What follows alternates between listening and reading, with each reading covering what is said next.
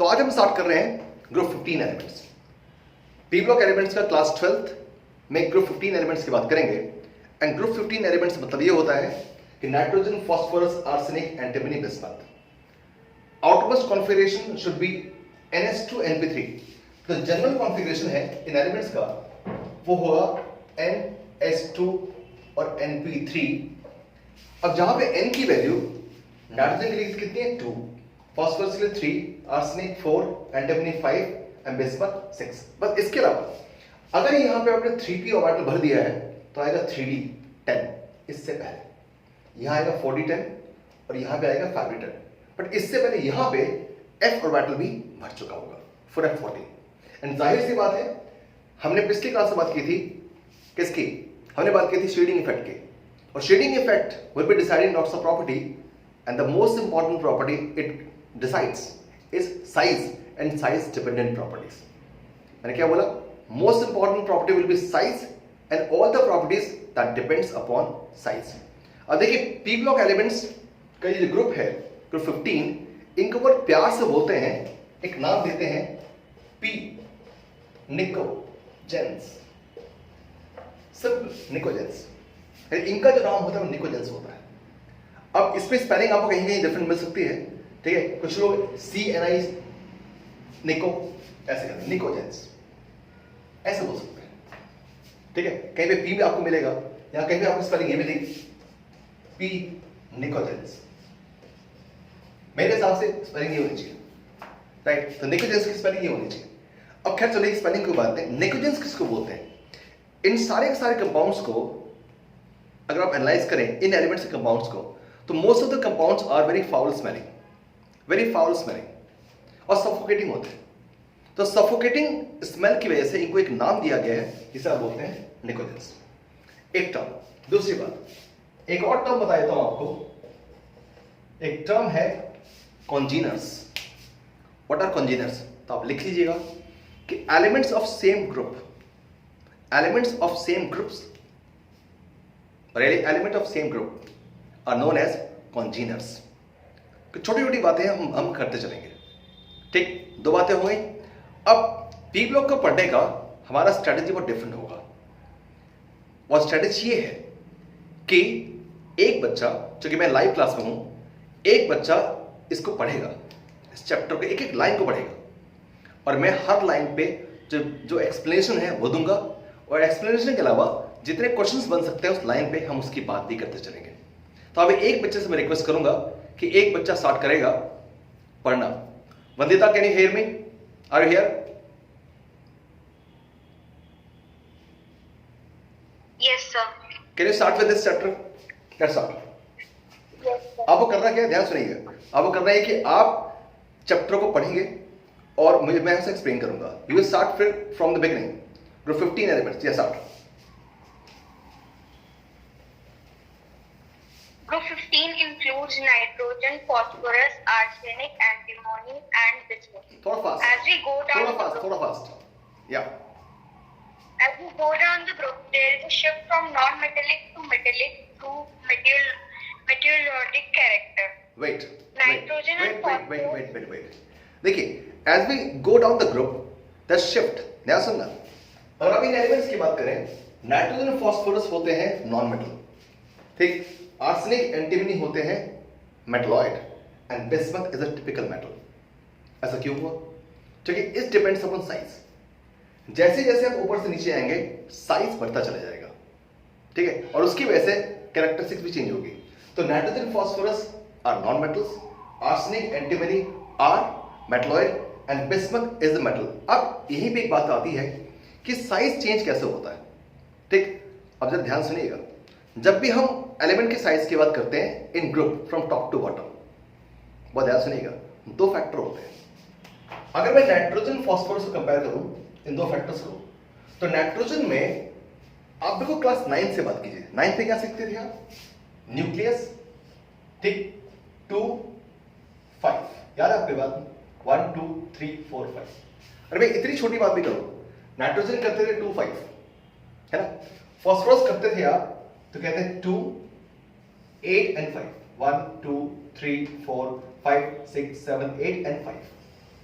1 2 3 4 and 5 ऐसे करते हैं। ये बात सबको याद होगी। साफ पता लगता है जैसे जैसे आप ऊपर से नीचे आते हैं एक शेल ऐड होता है। आपको लग रहा है बहुत छोटी सी बात है, हमें पता ही है, आप बता क्यों रहे हो? वेट कीजिए। नाइट्रोजन से फास्फोरस की बात आप जाएंगे तो एक शेल इंक्रीज हुआ, यानी कि जैसे जैसे आप नीचे चले जाएंगे, यहां सेकंड शेल 2 शेल है, 3 शेल, राइट, यहां पे 4 शेल है या 5 शेल है, 6 शेल। जाहिर सी बात है the size of atom should regularly increase, और ऐसा होता भी है। बट जितना इंक्रीज नाइट्रोजन से फास्फोरस के बीच में होता है, राइट, उतना इंक्रीज फास्फोरस से आर्सेनिक या आर्सेनिक से एंटीमनी या एंटीमनी से बिस्मथ उतना नहीं होता, राइट। जितना इंक्रीज, दोबारा बोल रहा हूं, डेटा की जरूरत नहीं, मैं आपको लॉजिक बताऊंगा, आपको डेटा की जरूरत नहीं पड़ेगी। भाई कितना है इसका पिकोमीटर, मतलब नहीं होता, जरूरत नहीं पड़ेगी। नाइट्रोजन से फास्फोरस अच्छा खासा बढ़ता है, फास्फोरस से आर्सेनिक भी बढ़ता है, बट आर्सेनिक, एंटीमनी और बिस्मथ जितना आप एक्सपेक्ट करते हैं बढ़ना उतना नहीं बढ़ता। यानी इन 3 एलिमेंट्स में कुछ खास होता है जिससे कि साइज ऑफ एटम इतना नहीं बढ़ता जितना बढ़ना चाहिए। अब ऐसा क्यों होता है, चलिए बात करते हैं। साइज को 2 फैक्टर गवर्न कर रहे हैं, बहुत ध्यान सुनिएगा, 2 फैक्टर कवर करने हैं। क्या गवर्न करने हैं? Addition of shell, number 1, first factor होगा addition of shell, addition of shell will increase size. दूसरा फैक्टर आता है पुअर शेडिंग इफेक्ट, दूसरा फैक्टर है poor shading effect will decrease the size. बहुत ध्यान सुनिएगा, एक फैक्टर साइज को इंक्रीज करेगा और एक फैक्टर साइज को डिक्रीज करेगा। अब देखिए, आप मुझे बताइए कि पुअर शेडिंग इफेक्ट किसका होता है, पुअरेस्ट किसका होता है? एफ का, तो यहां पे, ठीक, फिर यहां डी आ रहा है, यहां भी डी आ रहा है। जाहिर सी बात है एफ और d offers very poor shading effect, जबकि जो एस होते हैं, अब देखिए इसमें क्या होगा, नाइट्रोजन साइज बड़ा होगा, ठीक था, बट फास्फोरस उससे बड़ा है क्योंकि शेल ऐड हो रहे हैं, यहां कोई कंफ्यूजन नहीं है। लेकिन मैंने बोला कि जब आर्सेनिक ऑनवर्ड्स जब जर्नी करते हैं तो आर्सेनिक ऑनवर्ड्स साइज उतना नहीं बढ़ता है जितना आप एक्सपेक्ट कर रहे थे। क्यों नहीं होता है? क्योंकि इन्हीं की कॉन्फ़िगरेशन में डी आता है, और डी और f offers only poor shading effect. और अगर पुअर शेडिंग इफेक्ट है तो साइज को छोटा करेगा, श्रिंक करेगा। तो 2 इंपैक्ट हुए, एक बढ़ाएगा और एक कम करेगा, और इनका क्यूमुलेटिव इंपैक्ट होगा कि साइज ऑफ एटम इनका इतना नहीं बढ़ता। अब एक राज की बात सुनिए, अगर साइज सिमिलर है एलिमेंट्स की तो प्रॉपर्टी भी सिमिलर होगी। अगर साइज सिमिलर है तो प्रॉपर्टी भी सिमिलर होगी। या पहले बढ़ चुके डायगोनल रिलेशनशिप में, यहां पर लिथियम और मैग्नीशियम के बीच में साइज की सिमिलरिटी काफी थी, एटम में और आयंस में। तो अगर साइज सिमिलर है तो प्रॉपर्टी भी सिमिलर, सेम नहीं, सिमिलर होगी। इसलिए आर्सेनिक, एंटीमनी और बिस्मथ की प्रॉपर्टी हल्की फुल्की मिलनी स्टार्ट हो जाती है, ठीक है। तो ये साइज का रिलेशन हुआ, ठीक। नेक्स्ट पढ़िए, या continue please. Molecular nitrogen comprises 78% by volume of the atmosphere. In Earth's crust, it occurs as sodium nitrate in aerosols called Kyle salt speckle and potassium nitrate. Wait. वहां पे अभी जैसे आपने पढ़ा, वहां पे एक टर्म आया, चिले सॉल्ट पीटर। अब काइल बोल दिए, चिले बोल दिए, जैसे मर्जी बोलिए। क्या लिखा है? Sodium nitrate, right. क्या लिखा वहां पे? एक फॉर्मूला आया, चिले सॉल्ट पीटर, सोडियम नाइट्रेट लिखा वहां पे, और एक और फॉर्मूला लिखा वहां पे, Indian salt Peter, that is potassium nitrate. अब बात ये आती है कि इस इंफॉर्मेशन को सीबीएसई या आईसीएसई कैसे पूछ सकती है, और सिर्फ ये पूछ सकती है। वो क्वेश्चन आया था, right formula for mustard gas and tear gas, और बच्चा साफ, क्योंकि वो यूज में था, आगे आएगा, हैलोजेंस में है, यूज में है। अब बच्चा ये सब सोचता है कि नॉर्मल सी बात है, क्यों पढ़ना है। मैं इसलिए कह रहा हूं आपको, अगर कभी आपसे पूछा right the formula for Indian salt Peter या चिले सॉल्ट पीटर, तो आप क्या करेंगे? इसलिए एनसीईआरटी की एक एक लाइन पता होना चाहिए, और वही मेरी स्ट्रेटजी है कि आपको एक एक लाइन बताने की कोशिश कर रहा हूं। तो ये आप नोट कर लीजिएगा, ये आपका हो गया चिले सॉल्ट पीटर, और potassium nitrate is Indian saltpetre का फॉर्मूला है, जो आपको पता होना चाहिए। नेक्स्ट प्लीज, थोड़ा फास्ट पढ़िएगा। Phosphorus occurs in minerals of the apatite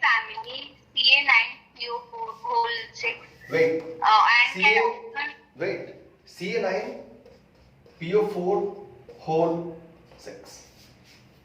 ये फॉर्मूला है। कह रहा phosphorus occurs in the form of apatite family. ध्यान से देखिएगा, अब यहां पे आपका लिखा होगा .CaX2 ऐसे लिखा है। अब ये फॉर्मूला कहां से आया? आप सोचेंगे Ca9PO4 6 तो कोई फॉर्मूला बन नहीं सकता। आप देखो ठीक है, नहीं बन सकता है। जब केमिस्ट्री लगाइए, इसको आप डिवाइड कर दीजिए 3 से, तो फॉर्मूला क्या बनेगा? Ca क्या 3PO4 होल ट्वाइस, क्या है? Calcium phosphate. इसी का ट्राइमर है, ट्राइमर 3 आप ले लेंगे तो ये बनेगा, ठीक है ना। और CaX2 क्या हो सकता है? अगर आप लिखेंगे इसके फॉर्मूले में CaF2 तो इसको बोलेंगे फ्लोरोएपेटाइट। अगर आप लिखते हो इसको CaCl2 तो इसका नाम हो गया क्लोरोएपेटाइट। और अगर आप इसको लिखते हैं CaOH होल ट्वाइस तो इसका नाम हो गया हाइड्रोक्सी एपेटाइट। तो phosphorus occurs right in the form of salt, और इसको बोलते हैं एपेटाइट फैमिली। क्या? Ca9PO4 6 फॉर्मूला बनता है, it is actually calcium phosphate का ट्राइमर। देखिए, आपने सुना है सॉलिड स्टेट में कि कंपाउंड ऐसे एग्जिस्ट करता है। जैसे मैंने आपसे क्वेश्चन पूछा था कि भाई एक यूनिट सेल NaCl का है तो उसका मास कितना होगा? तो एक यूनिट सेल में 4 NaCl होते हैं, अगर आपको याद हो। इसी यानी कि 4 एक साथ जुड़े हुए ऐसे करके एक यूनिट सेल में। इसी तरह से अगर आप कैल्शियम फॉस्फेट की बात करेंगे तो इस फॉर्म में एग्जिस्ट करता है। फॉर्मूला यूनिट यही होगा, बट कितने यूनिट साथ में रहती? 3 यूनिट। तो 3 units together forms calcium apatite. Calcium phosphate है। एपेटाइट कब बोलेंगे? जब आप इसको जोड़ लेंगे, और ये रहता है इस फॉर्म में। नेचर में इसी फॉर्म में एग्जिस्ट करता है। कैसे? या तो फ्लोरोएपेटाइट के फॉर्म में, या क्लोरोएपेटाइट के फॉर्म में, या हाइड्रोक्सी एपेटाइट के फॉर्म में ये एग्जिस्ट करता है नेचर में। इसमें कोई शक की बात है। Phosphorus is a very important constituent of bones. Calcium phosphate की बोन्स बनी होती है। और फॉस्फोरस एक प्रॉपर्टी दिखाता है जिसे बोलते हैं केमिल्यूमिनेसेंस, यानी कि वो रात में चमकता है। इसलिए देखा होगा भूत अगर कभी फिल्मों दिखाते हैं तो चमकते दिखाते हैं। हड्डियां रात में चमकती है ड्यू टू फॉस्फोरस। आगे बढ़िए please. Which are the main components of phosphate rocks? Phosphorus is an essential constituent of animal and plant matter. It is present in bone as well as in living cells. Phosphoproteins are present in milk and eggs. Arsenic, antimony, and bismuth are found mainly as sulfide minerals. The important atomic and physical properties of this group, along their electronic configuration, are given in table 7.2. देखिए, इस table के लिए आपको ज्यादा परेशान होने की जरूरत नहीं है। आप इस टेबल के लिए परेशान मत होइएगा कि मुझे इसे याद करना है, बिल्कुल भी नहीं। छोड़ दीजिए इसको, ये सारी चीजें आप आराम से करेंगे। या next please. Trends of some of the atomic, physical, and chemical properties of the group are discussed below. Electronic configuration. Wait. The valence shell electronic. It says the valence shell electronic configuration of these elements will be NS2NP3. We have discussed it. Asan. We have discussed it. Wait. So the configuration will be NS2NP3, outermost configuration. But let us try to compare these elements. For example, nitrogen की अगर बात कर रहे हैं तो उसके पहले वाला कौन सा होना चाहिए, उसके बाद वाला कौन सा होना चाहिए? नाइट्रोजन एटॉमिक नंबर 6, कार्बन 7, 6, और आपके पास एक और आपको कंपेयर कर लीजिएगा 8। क्योंकि अब जो प्रॉपर्टी हम डिस्कस करेंगे उसमें आप कंपैरेटिवली कर सकते हैं। क्योंकि एवरीथिंग इज रिलेटिव, हम कहते हैं ना, आइंस्टाइन ने कहा एवरीथिंग इज रिलेटिव। तो हम अगर नाइट्रोजन की बात करेंगे तो उसके हम किसके रिलेशन में बात करना चाहेंगे? इसके और इसके। अब कंपेयर कीजिएगा। NS2, कार्बन क्या होगा? NS2NP2, नाइट्रोजन होगा NS2NP3, और ऑक्सीजन होगा NS2NP4। ठीक, आउटरमोस्ट कॉन्फिगरेशन की बात करेंगे तो यहां पे P में 2 इलेक्ट्रॉन्स हैं in case of carbon, nitrogen में 3 हो गया, ऑक्सीजन में 4 हो गया। ये कॉन्फ़िगरेशन ही इसकी प्रॉपर्टी को हमेशा बताएगा आपको। Please next please. The s orbital in these elements is completely filled and p orbitals are half filled, making their electronic configuration extra stable. Wait, it says the s orbitals are completely filled and p orbitals in this case is halfly filled. and P3 configuration is supposed to be extra stable.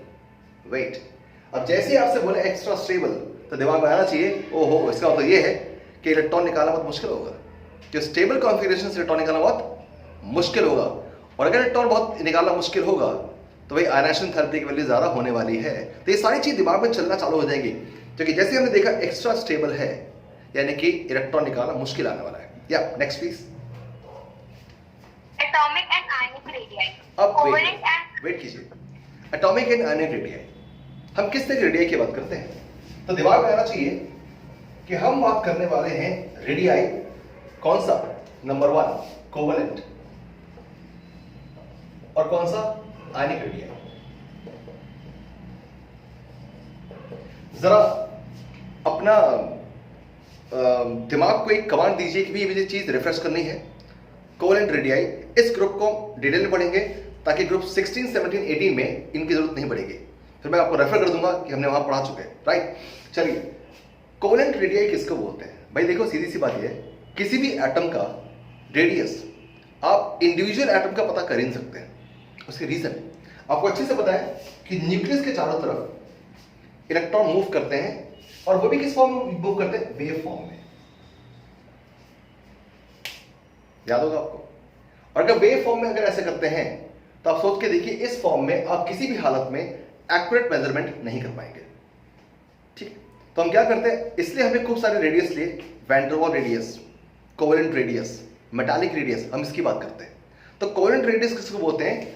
Covalently bonded molecules में internuclear distance, covalently bonded molecules में internuclear distance का half will be covalent radius. बहुत simple है।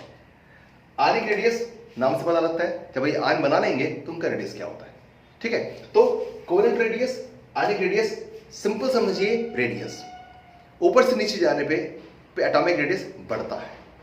ये हम बात already कर चुके हैं, क्यों बढ़ता है ये बात कर चुके हैं। पढ़ लेते प्लीज। या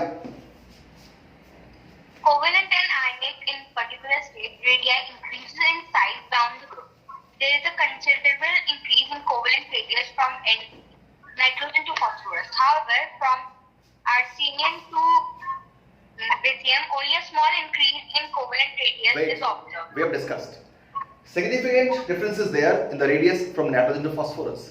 But arsenic to bismuth, there is significant decrease not there. थोड़ा बहुत डिक्रीज करता है, मतलब थोड़ा इंक्रीज करता है। यहां से यहां साइज में डिफरेंस ज्यादा नहीं होता, ये हम बात ऑलरेडी कर चुके हैं, due to poor shading effect. आगे बात कीजिए please. This is due to the presence of completely filled p and or f orbitals in heavier metals. Ionization enthalpy. Wait, अगर मैं आयनाइजेशन एंथैल्पी को कंपेयर करूंगा तो फिर मैं 3 एलिमेंट होगा, क्या? कार्बन, नाइट्रोजन और ऑक्सीजन। और अब आयनाइजेशन एंथैल्पी को कंपेयर करूंगा।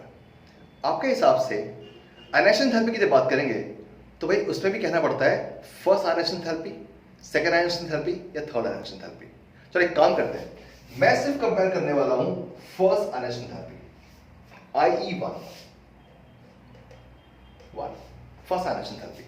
तब इसे कंपेयर कर लेते हैं, ठीक। देखिए, कार्बन में आउटरमोस्ट कॉन्फ़िगरेशन था NH2NP2, चलिए NH2NP2।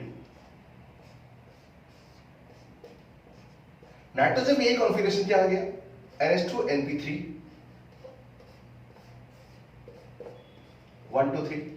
और ऑक्सीजन में यही कॉन्फ़िगरेशन आ गया है NH2NP4, NH2 1 2 3 and 4। अब देखिए, as we move in a period from left to right, as we move in a period from left to right, the size of atom decreases. Class 10th में पढ़ते रहे। As we move in a period from left to right, the size of atom decrease इसलिए करता है, just remind करा रहा हूँ, क्योंकि शेल का नंबर सेम रहता है। शेल नंबर 2 यहाँ भी है, नंबर 2 यहाँ भी, नंबर 2 भी है, लेकिन नंबर प्रोटॉन्स इंक्रीज करते रहते हैं। यहाँ पर 6, यहाँ 7, यहाँ 8। तो nuclear force of attraction outermost electron पे ज्यादा होगा, तो as we move from here size of atom decreases. जाहिर सी बात है, आयनाइजेशन एंथैल्पी की वैल्यू हमेशा बढ़नी चाहिए। अगर साइज छोटा हो रहा है तो आयनाइजेशन एंथैल्पी की वैल्यू बढ़नी चाहिए, बट ऐसा होता नहीं है। क्यों? अब चेक करते हैं। कार्बन के कंपैरिजन में नाइट्रोजन के आयनाइजेशन एंथैल्पी फर्स्ट की बात कर रहा हूं, यानी फर्स्ट इलेक्ट्रॉन निकालने के लिए ज्यादा होती है, बहुत ज्यादा होती है। यानी कार्बन के कंपैरिजन में नाइट्रोजन को जो आयनाइजेशन एंथैल्पी चाहिए बहुत ज्यादा चाहिए। ऐसा क्यों चाहिए? क्योंकि P3 कॉन्फिगरेशन है, एक्स्ट्रा स्टेबल। अब ऑक्सीजन की बात कीजिए, ऑक्सीजन में P4 कॉन्फिगरेशन है, राइट? और इस इलेक्ट्रॉन को रिमूव करके, ध्यान से सुनिए, इस इलेक्ट्रॉन को रिमूव करके आराम से P3 कॉन्फिगरेशन वो आराम से एक्वायर कर सकता है। और इस इलेक्ट्रॉन को रिमूव करना वो चाहेगा, ठीक? और ऐसे चाहेगा तो अब आयनाइजेशन एंथैल्पी का ट्रेंड क्या होगा? सबसे कम कार्बन, ठीक है, बट उससे बाद में ऑक्सीजन आता है और फिर आता है नाइट्रोजन। यानी फर्स्ट आयनाइजेशन एंथैल्पी की बात करेंगे तो कार्बन के बाद ऑक्सीजन आएगा और नाइट्रोजन, यानी इन तीनों में नाइट्रोजन से इलेक्ट्रॉन निकालना सबसे ज्यादा डिफिकल्ट होगा।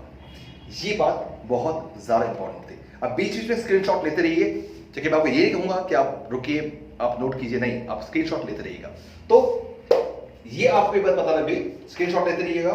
कार्बन, ऑक्सीजन और नाइट्रोजन में ये ट्रेंड आप क्लास 11 से पढ़ते आ रहे हैं, ये ट्रेंड होगा आयनाइजेशन एंथैल्पी के कंपैरिजन का। चलिए अब नेक्स्ट बात करते हैं, क्या please? Ionization enthalpy decreases down the group due to the gradual increase in atomic size because of the extra stable half-filled p orbital, electronic configuration and smaller size. The ionization enthalpy of group 15 elements is much greater than that of group 14 elements in the corresponding period. That's The what we order of said. Wait, that's what we discussed. कि अगर इनको आप compare करेंगे group 14 से group 16 तक, तब आप बताते। लेकिन अगर आप किसी ग्रुप की बात करेंगे तो as you move in the group from top to bottom, size of atom पर डिपेंड करेगा। साइज ऑफ एटम इंक्रीज कर रहा है तो आयनाइजेशन एंथैल्पी भी डिक्रीज करेगी। इसमें कोई टेंशन वाली बात नहीं है, ठीक है? ऐसा नहीं हो रहा है कि कहीं भी अचानक से साइज उल्टा हो गया, ऐसा नहीं हुआ है। ग्रुप 13 में ऐसा हुआ था, ग्रुप 13 में ऐसा हुआ था। ग्रुप 13 में बोरोन, एल्युमिनियम, गेलियम, इंडियम और थैलियम। गेलियम का साइज छोटा होता है एज कंपेयर टू एल्युमिनियम, ठीक है? और इसी को बात बोली थी, चलो क्या बोला, छोड़ देने दो, अभी ये बात नहीं करते, ठीक है? तो यहां पे केस डिफरेंट था, तो यहां पे ऐसा कोई केस नहीं होगा, ठीक है? तो ग्रुप आप 15 की बात करें, कोई प्रॉब्लम नहीं है। As we move down the group the size of atom increases, ionization enthalpy value decreases. चलिए आगे बात करिए। The order of successive ionization enthalpies as expected is third ionization enthalpy greater than second ionization enthalpy greater than first ionization. देखिए ये बहुत simple सी बात है। अगर आप सक्सेसिव आयनाइजेशन एंथैल्पी की बात करेंगे तो आयनाइजेशन एंथैल्पी थर्ड यानी I3 की वैल्यू सबसे ज्यादा होगी, उसके बाद आयनाइजेशन एंथैल्पी 2 की वैल्यू होगी, इसके बाद आयनाइजेशन एंथैल्पी 1 की बात होगी। तो आप समझ सकते हैं ionization enthalpy 3, ionization enthalpy 2, ionization enthalpy 1, ये ट्रेंड लॉजिकल है, ठीक? कोई दिक्कत नहीं। यानी फर्स्ट इलेक्ट्रॉन का निकालना आसान, सेकंड को डिफिकल्ट, और उसके बाद और डिफिकल्ट होगी। ये बहुत लॉजिकल सी बात है। तो ये हर एक इलेक्ट्रॉन को रिमूव करने के बाद इफेक्टिव न्यूक्लियर चार्ज बढ़ जाता है रेस्ट ऑफ इलेक्ट्रॉन्स पे, तो इलेक्ट्रॉन निकालना मुश्किल हो जाएगा। ये बहुत नॉर्मल सी बात है। चलिए आगे बात कीजिए। Electronegativity. The electronegativity. अब इलेक्ट्रोनेगेटिविटी की बात करते हैं, ठीक है? It also depends upon size. कोई भी प्रॉब्लम नहीं है इस कंसेप्ट में भी। As you move down the group size of atom increases तो इलेक्ट्रोनेगेटिविटी डिक्रीजेस। कोई बड़ी बात नहीं, इसलिए कुछ खास बात इसमें नहीं है, फिर भी हम पढ़ेंगे हर एक चीज। पढ़ो please. Electronegativity value in general decreases down the group with the increasing atomic size. However, amongst the heavier elements, the difference is not that much pronounced. Why? However, in heavier elements, arsenic, antimony, bismuth, difference is not much, so much. यानी electronegativity nitrogen phosphorus के आप compare करेंगे तो phosphorus कम होगा nitrogen से, बहुत ज्यादा कम होगा। बट आर्सेनिक, एंटीमनी, खासतौर से एंटीमनी बिस्मथ में डिफरेंस ज्यादा नहीं होगा। क्यों नहीं होगा? साइज ऑलमोस्ट सिमिलर हो गया ना। अगर साइज सिमिलर हो गया तो मैंने कहा प्रॉपर्टी भी सिमिलर हो जाएगी, कहा था आपको मैंने। इसे इलेक्ट्रोनेगेटिविटी भी सिमिलर ही होती है, किसकी? एंटीमनी और बिस्मथ की खास तौर से। हालांकि ये ट्रेंड आर्सेनिक, एंटीमनी, बिस्मथ के बीच में हम हमेशा बोलेंगे। या please next. Physical properties. Yeah. All the elements of this group are polyatomic. Dinitrogen is a diatomic gas, while all others are small. Wait, अब एक क्वेश्चन बन जाता है, ध्यान से लेगा, यहां से क्वेश्चन स्टार्ट होते हैं और अब मैं आपसे पूछूंगा क्वेश्चन, भाई ऐसा क्यों होगा कि पहले लाइन लिखी है all these elements are polyatomic. मैं दो की बात करता हूं, एक नाइट्रोजन N2 फॉर्म में रहता है, फास्फोरस P फॉर्म में रहता है, ठीक है। अब बात यह आती है कि ये पॉलीएटॉमिक क्यों होते हैं। चलिए मैं आपसे एक सिंपल सा क्वेश्चन पूछता हूं, एक क्वेश्चन आप लिख भी सकते हैं। पहला क्वेश्चन बनता है रीजनिंग का, वो ये कि explain why nitrogen is a gas whereas phosphorus is solid. Nitrogen is a gas whereas phosphorus is solid. Why? एक बार और बात करता हूं, नाइट्रोजन एक गैस होती है, फास्फोरस सॉलिड होती है, ऐसा क्यों? अब इसका ऐसा क्यों इसका आंसर है। अब एक काम कीजिएगा, बहुत ध्यान सुनिएगा जब बात कहने वाला हूं, क्योंकि जितना आसान आपने सोच लिया होगा कि आराम से इसका आंसर आएगा, नहीं, बहुत सारे कंसेप्ट आएंगे। चलिए बात करते हैं कि नाइट्रोजन गैस क्यों होती है, फास्फोरस सॉलिड क्यों होती है। देखिए एक छोटी सी बात मैं समझा सकता हूं। टू स्टार्ट विथ, जिस भी चीज का मोलर मास ज्यादा होगा उसके चांस सॉलिड के होंगे, जिसका मोलर मास कम होगा उसके चांस गैस के हो सकते हैं। बट N2 का मोलर मास 28 होता है, फास्फोरस का मास 31 इंटू 4 हो गया, 4 बन जाए 4, 4 3 या 12, 5। ऐसे तो वाटर का मास सिर्फ और सिर्फ 18 होता है, फिर भी लिक्विड होता है, नहीं? वाटर का मास 18 होता है, वो लिक्विड होता है, नाइट्रोजन मास 28 है, वो गैस है।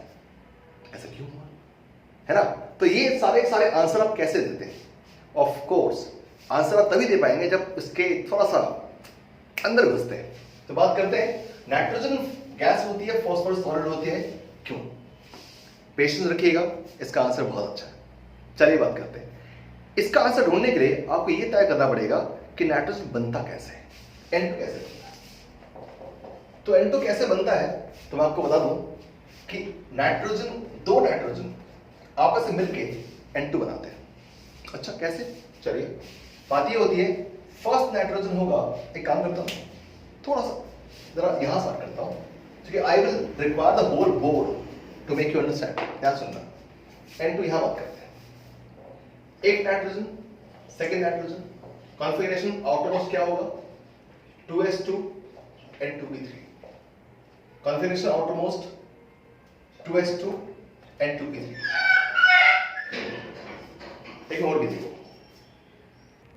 या सो अगर आप नाइट्रोजन की फॉर्मेशन देख रहे हैं तो नाइट्रोजन एक है, 2s2 2p3, सेकेंड नाइट्रोजन भी ऐसे ही होगा, मैं लिख सकता हूं 2s2 and 2p3। अब सुनिए, क्लास 11th में क्या सीखा हमने, ये ऐसे बनेगा कि 2s2 ऐसा हो and 2p3 ऐसा हो, 1 2 3। आप सोच ये रहे होंगे कि सर क्वेश्चन बड़ा सिंपल सा लग रहा था, आप कहां इसके बारे में बात कर रहे हैं। तो मैं बात क्यों कर रहा हूं, जब आंसर दूंगा तब पता लगेगा आपको। सुनिए, ऐसा था, formation of bond takes place due to overlapping of orbitals. ये ऑर्बिटल्स और ये ऑर्बिटल्स आपस में ओवरलैप करेंगे, और ओवरलैप करने के बाद ओवरलैप कर देंगे तो आपको दिखाई देगा ऐसा 1 2 3 4 5 6। जी एक बात है, फिर आपने ये सीखा कि नाइट्रोजन कि ये जो ऑर्बिटल है p, यानी p सबशेल है, p सबशेल का शेप ऐसा होता है 1 2 and 3, राइट। ये अगर आपका फर्स्ट नाइट्रोजन है, तो सेकेंड नाइट्रोजन, और सुनिए कितने इलेक्ट्रॉन्स हैं, इलेक्ट्रॉन्स कितने हैं चेक कीजिएगा, 1 2 and 3। जो सेकेंड नाइट्रोजन है वो भी ऐसा होगा 1 2 and 3 विद 3 इलेक्ट्रॉन्स, एक यहां पे करेगा, एक यहां पे और यहां पे। और ये भी आपको याद आना चाहिए कि इधर पे एक पाई बॉन्ड, दूसरा पाई बॉन्ड, याद आना चाहिए आपको। नाइट्रोजन में ट्रिपल बॉन्ड होता है, ये भी आपको याद है, नाइट्रोजन में ट्रिपल बॉन्ड होता है, और इसमें ये पाई बॉन्ड, ये पाई बॉन्ड और ये सिग्मा बॉन्ड होता है। और आपको याद, sigma bond in 2 pi bonds, एक पाई बॉन्ड इधर और एक पाई बॉन्ड ऐसे। ठीक, यानी कि अगर ऐसा हुआ तो it exist in the form of N2। भाई फास्फोरस में क्या प्रॉब्लम है? वो क्यों नहीं कर सकता? ऑटोलॉगस कॉन्फिगरेशन तो उसका भी यही है। अब फास्फोरस ऐसा नहीं कर पाता, और इस बात को मैं कहूं एक स्टेटमेंट में कि the ability to form p pi p pi p pi d pi d pi d pi multiple bond. दोबारा सुनिए, the ability to form p pi p pi p pi d pi d pi d pi multiple bond decreases drastically down the group. I repeat, the ability to form p pi p pi p pi d pi d pi d pi, ये बात आगे आने वाली है जब पढ़ेंगे आप। The ability to form p pi p pi p pi d pi d pi d pi multiple bond, तीन तरह के मल्टीपल बॉन्ड कम से कम आपको पता होना चाहिए, p pi p pi p pi d pi and d pi d pi। In multiple bonds के बनाने की एबिलिटी जैसे आप ग्रुप में नीचे आते हो ड्रास्टिकली डिक्रीज होती है, ड्रास्टिकली डिक्रीज। इतना कि नाइट्रोजन कर सकता है, फास्फोरस नहीं कर सकता। अच्छा, क्यों नहीं कर सकता? वो सुनिए, वो इसलिए नहीं कर सकता कि अगर आपने सेम चीज सोची फास्फोरस के केस पे, तो माय डियर नाइट्रोजन में जो ऑर्बिटल काम आ रहा है वो है 2p, एंड फास्फोरस में जो ऑर्बिटल काम आ रहा है वो क्या आपका 3p। और अगर ऐसा हुआ 2p ऑर्बिटल का शेप ऐसा, 3p का शेप भी ऐसा, पर एक फर्क है, 2p ऑर्बिटल का साइज छोटा एंड 3p ऑर्बिटल का साइज बड़ा। तो छोटे ऑर्बिटल में 1 2 3 इलेक्ट्रॉन्स, बड़े ऑर्बिटल में 1 2 एंड 3 इलेक्ट्रॉन्स। जब आप ओवरलैपिंग की बात करते हैं तो साइडवेज की बात करते हैं, pi bond formation. Sideways formation के लिए जरूरी है कि इलेक्ट्रॉन आपस में ऐसी जगह पे हो कि आराम से ओवरलैपिंग फंस जाए। लेकिन अगर साइज बड़ा होता है तो इलेक्ट्रॉन काफी दूर दूर होते हैं, तो ओवरलैपिंग करते वक्त इन इलेक्ट्रॉन्स के फंसने के चांस काफी कम होते हैं। इसलिए एनसीईआरटी में साफ लिखा हुआ है कि as we move down the group, the orbitals becomes large and diffused.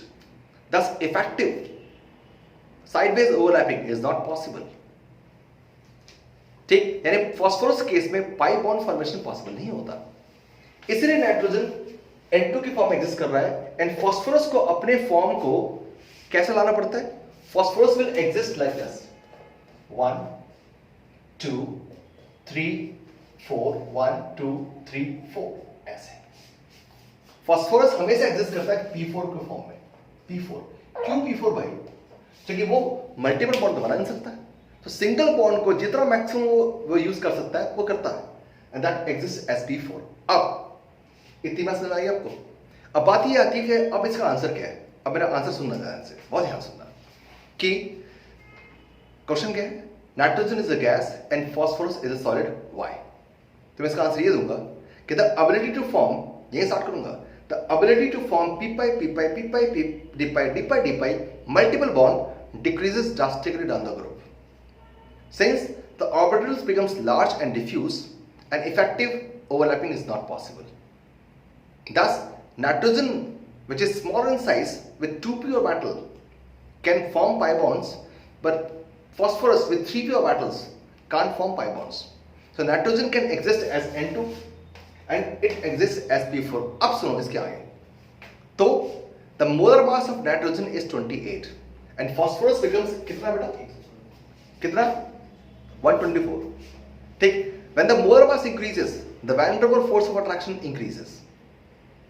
Basic concept. When the molar mass increases, the van der Waals force of attraction increases, and if the van der Waals force of attraction increases, it exists as solid.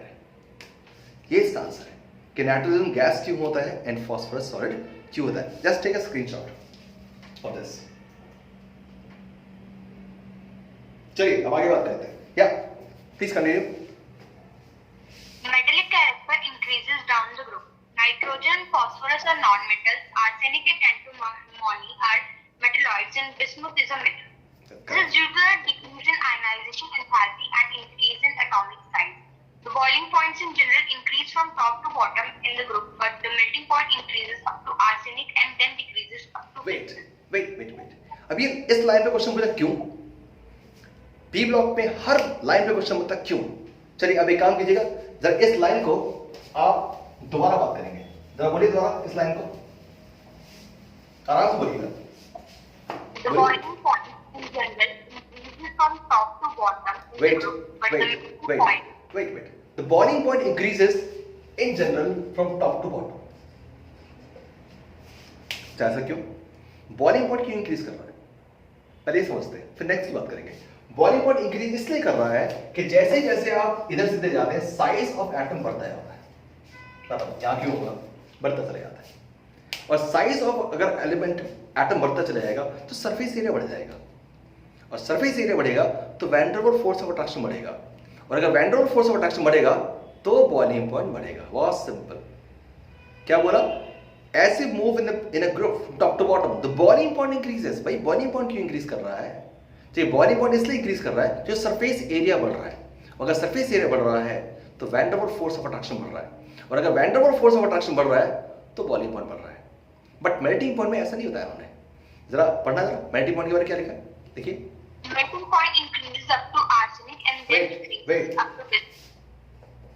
Up to arsenic it increases. पर bismuth के case में ऐसा क्यों हुआ कि melting point decreases?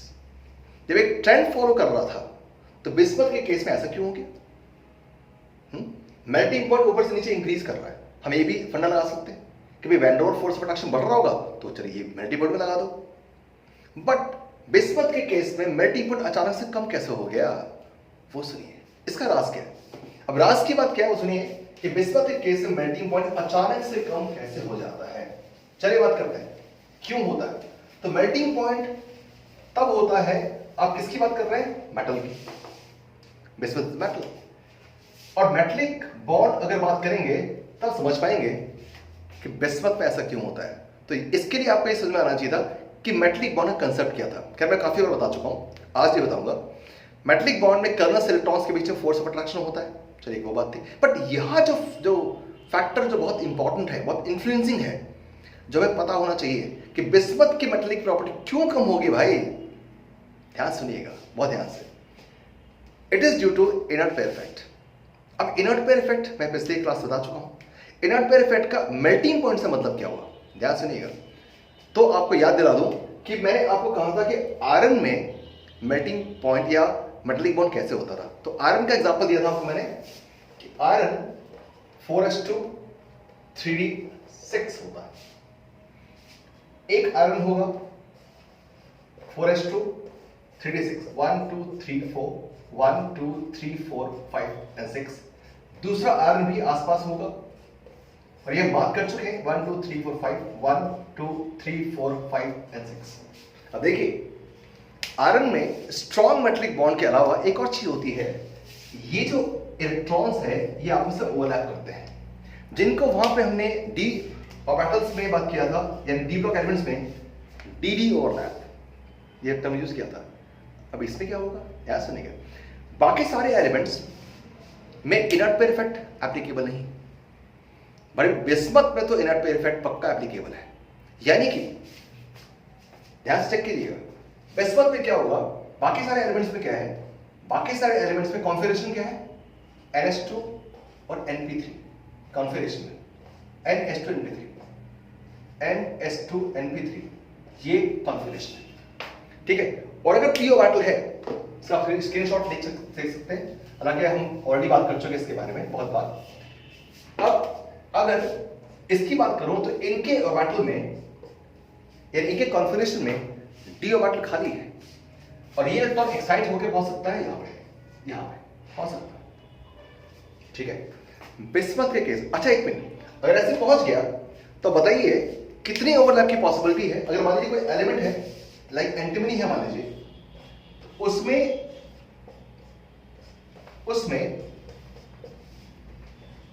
कितनी overlap के chances हैं, तो सारे ओवरलैप कर सकते हैं, सारे ओवरलैप कर सकते हैं। तो जो पीपी ओवरलैप यहां होगा, क्या बोलते हैं पीपी ओवरलैप, यह अच्छा खासा है। What about bismuth? बिस्मथ के केस में क्या होगा कि इसका जो 12 इलेक्ट्रॉन्स हैं, ये 12 इलेक्ट्रॉन्स पार्टिसिपेट ही नहीं करता। और बिस्मथ के केस में कंपैरिजन आप साफ देख सकते हैं, बिस्मथ के केस में होना क्या है, और ये है माय डियर कि जो pp ओवरलैप है it is only confined to 3 electrons. बस ये 3 इलेक्ट्रॉन्स की pp ओवरलैप होगी तो मेटलिक बॉन्ड तो स्ट्रॉन्ग नहीं होगा ना इसका। बाकी अगर आप आर्सेनिक एंटीमनी की बात करें तो एंटीमनी 5 इलेक्ट्रॉन pp एक ये SS वाला भी हो गया pp वाला भी हो गया। फिर सीधी सी बात है कि बहुत पॉसिबल है dv वाला भी पॉसिबल है, इलेक्ट्रॉन यहां से यहां पहुंच गया तो इसमें मेटलिक बॉन्ड का चांस अच्छा खासा होगा। लेकिन अगर इसकी बात करें तो इलेक्ट्रॉन प्रमोट नहीं कर पाता अपने आप को, और अगर इलेक्ट्रॉन अपने आप को प्रमोट नहीं कर पा रहा है तो ये जो आपका ओवरलैपिंग है ये सिर्फ कन्फाइन होगा 3 and it can form only 3 bonds. यानी कि जैसे 3 बॉन्ड्स बना पा रहा है, 3 ओवरलैपिंग कर पा रहा है, ठीक है। और इसी वजह से क्या होता है कि इसका जो मेटलिक बॉन्ड होगा वो होगा weak according to this concept, ठीक है। इसलिए बोला कि बिस्मथ का मेल्टिंग बॉन्ड लेस हो गया। अचानक से कैसे लेस हो गया? अचानक से इसे लेस हो गया तो 3 ही बॉन्ड वो बना पा रहा है according to the concept of metallic bond. आगे चलिए please. Except nitrogen, all the elements show allotropy. Okay, allotropy भी कौन दिखाता है कौन नहीं दिखाता है ये बता दूंगा आपको। Carbon shows allotropy. छोटी सी बात याद रखिएगा कि कोई भी एलिमेंट अगर कैटेनेशन दिखाएगा या एलोट्रोपी दिखा रहा है तो एक इंपॉर्टेंट बात यह है it must be having ability of formation of strong single bond. Strong single bond. Nitrogen does not show any allotropy. क्यों? वो चेक करते हैं नाइट्रोजन क्यों एलोट्रोपी दिखाता है। तो मैंने अभी बताया कि अगर स्ट्रॉन्ग सिंगल बॉन्ड होगा तो एलोट्रोपी चांस ज्यादा होंगे और कैटेनेशन प्रॉपर्टी भी फास्ट होगी, अच्छी होगी।